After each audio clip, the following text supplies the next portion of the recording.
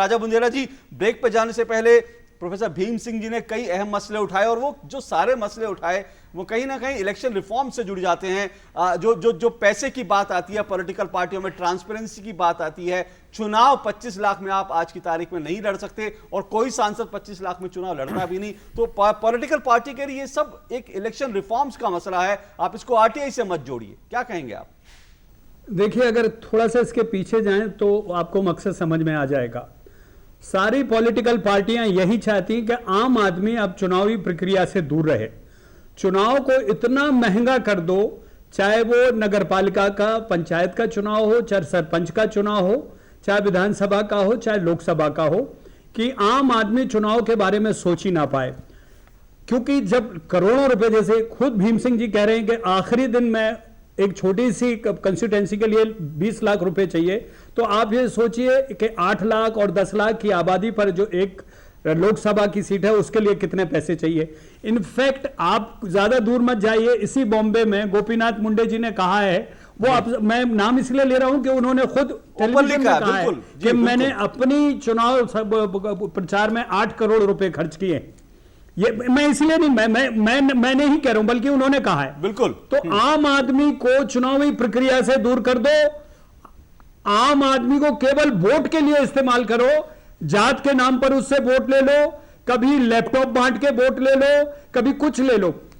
अगर यही पारदर्शिता रहे, और एक बात और आप देख लीजिए, आजादी के बाद से अगर कोई अच्छा कानून देश में जनता के लिए हित में बना था तो वो यही है, आरटीआई, जिसमें आपको जानकारी मिलती है कि आप किस बारे में जानना चाहते हैं और क्या आपके लिए सही है और क्या गलत है। अगर अब उसमें ही खोट आ जाए, उसमें ही कचोट आ जाए, उसमें ही काट चोट हो जाए, तो आप सोच लीजिए कि मंशा क्या है। जैसा कि आगे अभी होगा कि क्रिमिनल चुनाव नहीं लड़ पाएंगे, जो सजा याफ्ता हैं वो नहीं लड़ पाएंगे, जिनको सजा का है वो नहीं लड़ पाएंगे।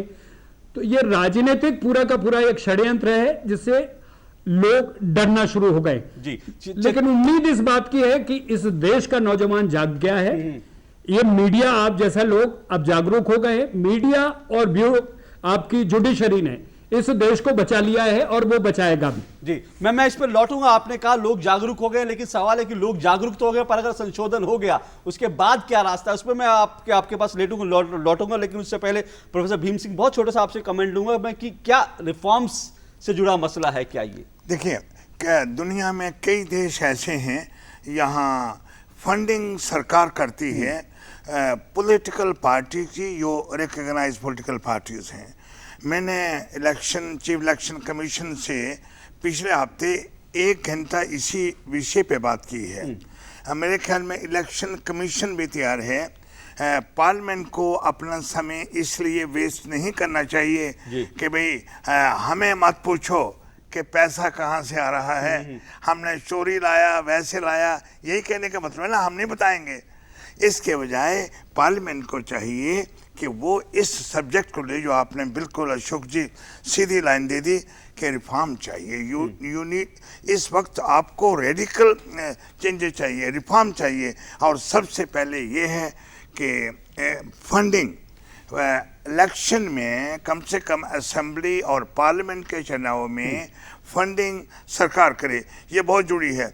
नहीं तो इस देश में अगर 8-8 करोड़ रुपया 4 लोग भी एक कंस्टिट्यूंसी में लगाते हैं, अंदाजा लगाइए ये पैसा कहाँ से आएगा। ये पैसा चोरी का है। इसलिए बड़ी पार्टियां ये नहीं बताना चाहती कि ये पैसा कहाँ से आया। तो इसी का जवाब एक चेतन, बहुत सी पॉलिटिकल पार्टियां भी कहती हैं, अगर आप हमारा हिसाब किताब जो मांग रहे हैं, हम IT रिटर्न दाखिल करते हैं, चुनाव का हिसाब किताब देते हैं, और आप इलेक्शन कमीशन जाइए, वहां से मांग लीजिए, इनकम टैक्स डिपार्टमेंट से मांग लीजिए। नहीं होता, उसमें ये नहीं है कि पैसा कहाँ से आया। उसमें ये नहीं है, उसमें कि पैसा हम ये कहते हैं कहाँ से आया, नहीं वो अलग सवाल ये है कि पैसा आया कहाँ से। उसमें सिर्फ इलेक्शन कमीशन जो मांगता है सिर्फ ऑडिटेड अकाउंट्स मांगता है आपके जी। उसमें आपने कितना पैसा आपको आया, कितना आपने खर्च किया, कहाँ कहाँ से आया, वो सब मांगता है। तो उसमें सोर्सिंग ऑफ जो है पैसे की, उसका कोई मेंशन नहीं होता है। जैसे मैंने पहले भी कहा था कि कूपन्स के थ्रू 70-80% बीजेपी कांग्रेस कहती है वो कूपन्स के थ्रू डोनेशन आता है, तो आपको पता ही नहीं कि पैसा असली में आता है कूपन्स के थ्रू कि नहीं आता है। तो अकाउंटेबिलिटी इलेक्शन कमीशन या इनकम टैक्स एक्ट के थ्रू बिल्कुल निल है। उसमें जो पॉलिटिकल पार्टी कह रही है वो बिल्कुल गलत कह रही है। दूसरा मुद्दा रिफॉर्म्स का भीम सिंह जी ने उठाया। अभी तक एक भी इलेक्टोरल रिफॉर्म सरकार की तरफ से नहीं आया है, सारे इलेक्टोरल रिफॉर्म सुप्रीम कोर्ट की तरफ से आए हैं।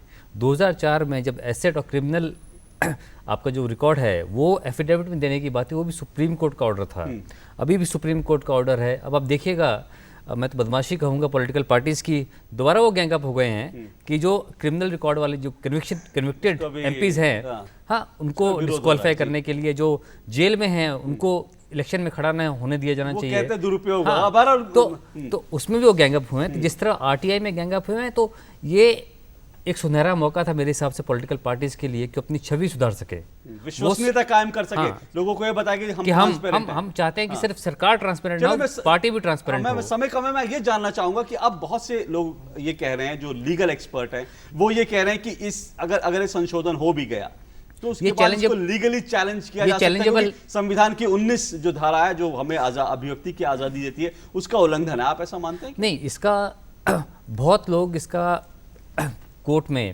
इस पर ऑब्जेक्शन होगा, क्योंकि जो पॉलिटिकल पार्टीज के लिए जो आपका लॉजिक है वो लॉजिक आपका पीपीपी में जो प्रोजेक्ट है उनके लिए नहीं है, एनजीओस के लिए नहीं है, सेबी के लिए नहीं है, प्राइवेट डिस्कॉम्स के लिए नहीं है। तो बहुत लोग ये कहेंगे कि आप अगर पॉलिटिकल पार्टी को एग्जेम्प्ट कर रहे हो, जिनको सरकार ने सस्ती जमीन दे रखी है, बंगले दे रखे हैं बहुत, और वो दे रखा है, तो जो खुद सरकार बनाते हैं उनको आप एग्जेम्प्ट कर रहे हो, तो हमको पीपीपी है, हमारा तो 51% यानी एक पेंडोरा बॉक्स खुल जाता है। बहुत लोग इस पर एग्जेम्पशन मांगेंगे, तो इसका ये हो जाएगा कि इससे अमेंडमेंट से आरटीआई एक्ट की मौत जो है वो डेफिनेटली हो जाएगी। क्योंकि आप देखिएगा पब्लिक सेक्टर में अभी जितने भी हेल्थ सेक्टर में, एजुकेशन में, सब कुछ पीपीपी में जा रहा है। आप सरकार के द्वारा बहुत कम सेवाएं आपको मिल रही है, सारी पीपीपी मिल रही हैं। अगर पीपीपी में जानकारी नहीं मिलेगी तो आरटीआई तो बेकार हो जाएगा। प्रोफेसर भी बहुत संक्षेप में, आप कानूनविद भी हैं, मैं आप लीगल एक्सपर्ट भी हैं, आपको लगता है कि लीगली क्या इसको चैलेंज किया जाएगा? और ये हमने पैंथर्स पार्टी ने इसकी तैयारी कर दी है और सुप्रीम कोर्ट में ये मामला जाएगा, कोई नहीं रोक सकता। यानी आप इसको चैलेंज करेंगे? बिल्कुल हम चैलेंज करेंगे, हमने फैसला कर दिया, हम चैलेंज करेंगे। लेकिन मैं एक बात कहना चाहता हूँ, जो पार्लियामेंटेरियंस हैं, एमपीज हैं, पॉलिटिकल पार्टीज हैं, कि देश की जो हमारी ये लोकतंत्रवाद है, इसको लाने के लिए बहुत कुर्बानियाँ दी हैं। अब ये अपनी छवि बचाने के लिए, अपनी चोरी बचाने के लिए ये ऐसा मत करें।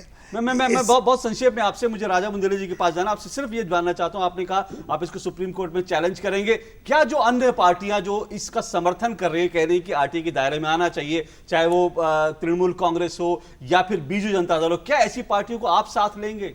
नहीं, मैं बात करूंगा, मैं I am in touch with everybody, बात कर रहा हूं, बात करूंगा।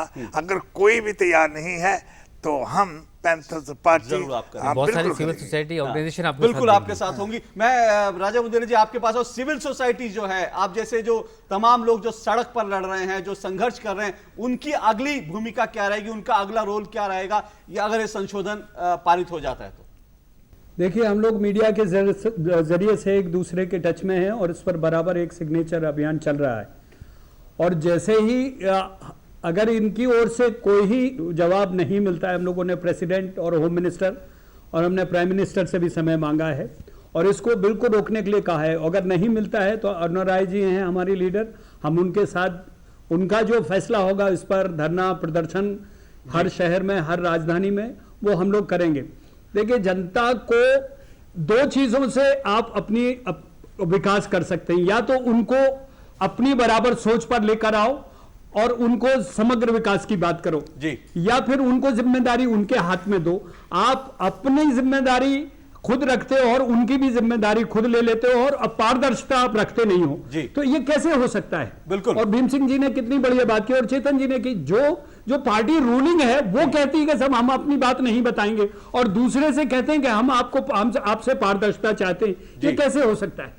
और इतनी बड़ी लड़ाइयां दोनों बड़ी बड़ी पार्टियां लड़ रही हैं, लेकिन इस मुद्दे पर दोनों एक हैं। This is something incredible. जी, चलिए उम्मीद करेंगे जो संघर्ष है वो आप लोगों का वो जारी रहेगा। राजनीतिक पार्टियों का अपना तर्क है, जो तमाम सामाजिक संगठन है उनका अपना तर्क है, और ये जो पूरी बहस है, जो पूरा संघर्ष है, इस संघर्ष से, इस बहस से जो है कोई ना कोई सही मुकाम जो है वो आरटीआई जरूर उस मुकाम को पाएगी। फिलहाल इन्हीं शब्दों के साथ राजा बुंदेला जी, आप हमारे साथ मुंबई से जुड़े, बहुत बहुत शुक्रिया आपका। चेतन जी आपका और भीम सिंह जी आपका बहुत बहुत शुक्रिया। और फिलहाल जानने का हक में इतना ही। आप चाहें तो हमें संपर्क कर सकते हैं, हमारा ईमेल आईडी, और आप हमें ट्विटर पर भी अपनी जो तमाम प्रतिक्रियाएं हमें भेज सकते हैं। हमारा ईमेल आईडी और ट्विटर पर हमारा जो एड्रेस है वो आपकी टेलीविजन स्क्रीन पर आ रहा है। हमें आपकी प्रतिक्रियाओं का इंतजार रहेगा। फिलहाल आज कार्यक्रम में इतना ही, इजाजत दीजिए, नमस्कार।